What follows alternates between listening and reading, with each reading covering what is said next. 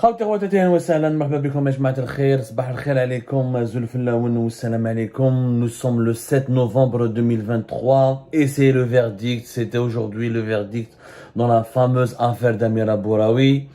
L'affaire que nous avait présentée comme étant un scandale d'État. Rappelez-vous, en février 2023, lorsqu'Amira Bouraoui a été exfiltrée, entre guillemets, selon la terminologie et le vocabulaire des autorités algériennes par les autorités françaises depuis la Tunisie pour la rapatrier vers la France. En réalité, elle a été juste accompagnée, rapatriée tout court, parce elle est titulaire de la nationalité française depuis la Tunisie vers la France, pour qu'elle puisse prendre son vol Tunis-Lyon, où elle réside en ce moment, Amira Bouraoui, en tant que ressortissante française, alors que la Tunisie l'ont voulu la mettre en prison, l'emprisonner, la juger pour immigration clandestine, pour avoir franchi le territoire, avoir plutôt franchi illégalement les frontières algéro-tunisiennes. Ils ont voulu la remettre et l'extrader vers l'Algérie, parce que les autorités algériennes réclamaient sa tête et réclamaient à la Tunisie de l'empêcher de rejoindre son deuxième pays qui est la France. Alors à l'époque on nous avait dit qu'il y avait un colonel dans les services secrets français qui l'a aidé à quitter Alger pour aller jusqu'à Tunis, mais Tunis c'est lui qui l'a aidé, la DGSE, les services de renseignement français l'ont aussi aidé, sont intervenus pour faire la pression et comploter contre l'Algérie afin de la récupérer, de l'emmener en France. Et en France on nous avait dit qu'Amira Bouraoui sera financé par la DGSE pour préparer la baie de cochon. Il y a un scénario comme celui de la baie de cochon au Cuba, début des années 60, à savoir, préparer une milice ou je sais pas quoi, armée par la France, pour ensuite renverser le régime algérien. Karitha bima'na al-kalima, ce que nous avions assisté en mars 2023, où l'Algérie avait rappelé son ambassadeur en France, avait provoqué une crise diplomatique, avait boycotté la France jusqu'à ce qu'il y ait une communication téléphonique au mois de mars 2023. C'est ça, c'était quand il y a un appel Tebboune Macron.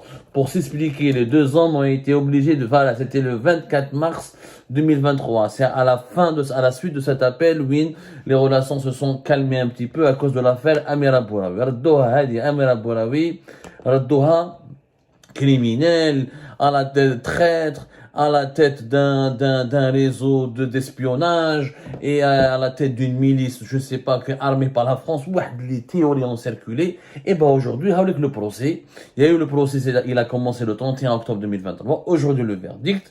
Alors, il n'y a aucun colonel des services secrets français qui a été cité, aucun agent d'une puissance étrangère n'a été cité, aucune implication d'une quelconque puissance étrangère ou internationale n'a été citée, pour une raison simple, que l'enquête menée par la gendarmerie algérienne n'a abouti à la découverte d'aucun élément factuel qui démontre que Amira Bouraoui était complice ou l'a aidé ou l'a assisté par une puissance étrangère. Amira Bouraoui s'est déguisée en vieille femme, en femme âgée, elle a pris le passeport de sa mère et elle a été transportée, elle a été acheminée par un taxieur depuis Annaba vers Tunis. Et l'agent à la police aux frontières qui a contrôlé le passeport de sa mère ne s'est pas rendu compte, ne l'a pas contrôlé elle-même, ne s'est pas rendu compte que c'était pas son passeport, c'est le passeport de sa mère ou jazz.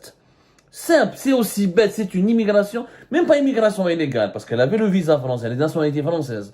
Elle était juste, c'est une violation simple d'une interdiction de quitter, de sortir du territoire national, une interdiction qui n'a jamais été notifiée par la justice, puisqu'il n'y a jamais eu d'enquête, une instruction judiciaire, il n'y a pas eu d'accusation ou d'inculpation d'Amira Bouraoui. Amira Bouraoui a fait de la prison auparavant, elle avait écopé sa peine, elle est sortie de prison. Mais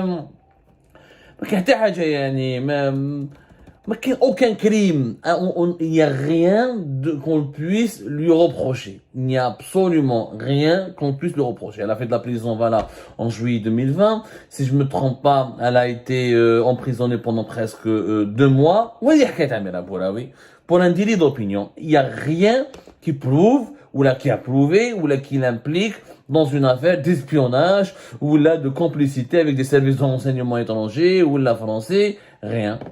Makesh, elle a été placée sous ISTN après l'emprisonnement de Qadi Hussein parce qu'elle a collaboré avec Radio M de Qadi Hussein jusqu'à son emprisonnement fin décembre 2022. Ils l'ont emmerdée, ils ont voulu la menacer, elle se sentait pas en sécurité, elle a fui le pays. وتحبس هنا الحكايه والبروسي هذا الفيرديكت Alors, c'est quoi le verdict? La mère de Amira Bouraoui, la maman d'Amira Bouraoui, Khadija, Tata Khadija, elle a été condamnée à 1 année avec sursis. Donc elle va pas faire de la prison, c'est 1 année avec sursis au Kharjat. Mustafa Benjema, le journaliste, il a été innocenté dans cette affaire. Je suis même pas innocenté, enfin il sort de prison, il n'a pas été innocenté, il a pris 6 mois de prison ferme. Comme il a déjà accompli cette peine, alhamdoulilah, on est très content pour Mustafa Benjema qui sort enfin de prison alors qu'il est en prison depuis février 2023, depuis début de cette année. Derrière les deux affaires, l'affaire avec Mustafa, avec Raouf Farah, comment on appelle ça, l'affaire où il a touché un financement pour avoir contribué à une étude ou là une expertise sur le Hirak dirigée par le chercheur algéro-canadien Raouf Farah qui était établi en Tunisie. Ou la deuxième affaire est à la fuite ou là de l'évasion spectaculaire d'Amira Bouraoui. Il a pris 6 mois de prison ferme, 6 mois qu'il avait déjà donc accompli. Donc le cousin de Amira Bouraoui, le gars meskin, le jeune Yassine Ben Tayyib, le jeune qu'il a déposé. Il a pris aussi 6 mois de prison ferme. 6 mois de prison ferme et donc comme Mustafa Benjema, il va quitter aujourd'hui la prison de Constantine. Parce que normalement ils sont tous à la prison de Constantine, si je me trompe. En tout cas aujourd'hui il va quitter la prison comme Mustafa Benjema. Yassine Ben Tayyib, le cousin d'Amira Bouraoui, le taxieur, le simple chauffeur de taxi meskin, Jamal Miassi, dont on ne comprend même pas pourquoi il a été jugé. Jamal Miassi, taxieur, meskin, réseau, alors que lui, il a acheminé, il a transporté Amira Bouraoui et d'autres passagers. Le taxieur, il a été inculpé. Les autres passagers, ils les ont pas emmerdés. Kif, heureusement, heureusement, c'est quand même dramatique. Il a pris lui aussi 6 mois de prison ferme, comme Yassine Ben Tayyib ou Mustafa Benjema, où ils vont être libérés aujourd'hui. Donc, les 6 mois de prison ferme pour 6 mois de prison ferme pour avoir pris dans son véhicule une femme dont il ne connaît même pas l'identité, dont il n'a pas vérifié l'identité, et pour l'avoir acheminée de Annaba vers Tunis, comme le font des milliers de taxieurs originaires de Annaba et de Taraf. Et c'est une activité qui n'est pas punie par la loi. Il y a une liberté de circulation, je rappelle, entre l'Algérie et la Tunisie. Attends, 6 mois de prison ferme. Yassine Ben Tayyib, il a déposé sa cousine à la gare routière, dans les taxis de Annaba, d'abord 6 mois. Juste parce qu'il a déposé sa cousine à la gare routière. Je ne sais pas, Wallah malabali, qu'est-ce qui se passe? Je me sens un peu bizarre, mais m'alénèche. Mustafa Benjema, quel est son rôle dans l'évasion de Amira Bouraoui? Mais juste parce qu'il est ami avec elle, a échangé des messages avec elle au moment de son départ ou là avant son départ. Donc pour eux, il a contribué à cette évasion. La maman d'Amira Bouraoui a comme 1 année de prison avec sursis. Après Amira Bouraoui a 10 ans. 10 ans de prison ferme. Ou l'officier de la police à les frontières, il a écopé de 3 ans de prison ferme. Parce que tu n'as pas contrôlé. Peut-être, oui, on peut. Il aurait dû contrôler l'identité, voir le passeport d'Amira Bouraoui ne colle pas, etc. Oui, voilà, mais voilà, 3 ans, franchement, pour une affaire comme celle-là, c'est pas une terroriste, c'est pas une grande criminelle, elle avait pas de mandat d'arrêt, elle avait pas de mandat d'amener. Franchement, ils auraient pu le libérer, ce policier, franchement. Ils ont brisé sa carrière, ils ont brisé sa vie pour rien. Donc, 10 innocents. Et le procès, c'est la montagne qui accouche d'une souris. ما كاين والو ما كاين propagande ما كاين complot ما كاين service d'enseignement étranger ما كاين puissance étrangère ما كاين BD cochon ما كاين والو. C'est une femme qui a su se déguiser et qui a pu quitter le pays, qui a déjoué la vigilance d'un policier de la PAF. ردوها affaire d'état, راحوا ambassadeur fait pas يخرجوه جابوه. Ils ont créé une crise politique avec un partenaire politique économique majeur de l'Algérie qui est la France, juste pour une affaire débile, une affaire totalement débile. 10 innocents ont été jetés en prison, ils vont sortir traumatisés, et bien sûr ils seront soulagés, mais voilà, dans les jours à venir, ils vont garder un souvenir amer, ils vont être traumatisés. Les bonhommes n'ont rien fait, n'ont absolument rien fait. Amira Bouraoui, 10 ans, ça a 10 ans pour avoir fait quoi? Finalement, elle a été accusée de quoi, ma femme Chénaï? Voilà, je ne comprends pas. C'est quoi son accusation? Quel est son crime? Pourquoi elle a pris 10 ans? Fahmouni, pourquoi elle a pris 10 ans? Finalement, c'est quoi? Elle a violé une ISTN. Ok, violer une ISTN, c'est pas puni de 10 ans. Le délit d'immigration clandestine ou d'immigration illégale n'est pas puni de 10 ans. Delolom association de malfaiteurs dans le but d'exécuter le crime d'immigration clandestine dans le cadre d'une organisation criminelle. Ouah, une organisation criminelle. Ouah, une organisation criminelle. Mais aucun واحد. Il a déposé sa cousine, tu fais partie de l'organisation criminelle. Un taxieur, il a juste transporté une passagère, l'organisation criminelle. Mustafa Benjema, il a juste échangé des SMS sur Messenger, sur Facebook avec Amir Abouraoui, deux organisations criminelles. Oui, le crime. Le crime, c'est quoi? Le crime. Fuite illégale du pays. Elle a violé une ISTN. Elle dit, à 10 ans. C'est ridicule. Il y a net, les juges algériens. Vous en avez pas marre d'être ridiculisé, d'être humilié à chaque fois de L'Algérie a été ridiculisée dans cette histoire. Amir Abouraoui 4 عام حبس. وداو لها mandat d'arrêt international pour avoir violé une ISTN. Pour s'être déguisée en vieille femme et pour avoir utilisé le passeport de sa mère. Mais qui va prendre au sérieux l'Algérie aujourd'hui? Vous avez chanté, rappelez-vous le 9 février 2022, la fameuse dépêche de la PS, les barbouzes français veulent faire la baie de cochon en Algérie, armer des opposants, ou ce beau la DGSE, ou ce beau sans patron, les services secrets français, ou que brouha, à la fin, خرجنا un policier, chauffeur taxi, ou journaliste. Ou adjouza. Haïlik la phénomène à Bouraoui. Une personne âgée, un chauffeur de taxi, et un journaliste, il y a un policier qui n'a pas été vigilant. Une gynécologue qui a déjoué, qui les a menés en bas, qui les a roulés dans la farine. Netflix n'aurait pas pu imaginer mieux comme scénario. Franchement, Netflix, bien sûr, j'en ris, alors que c'est dramatique.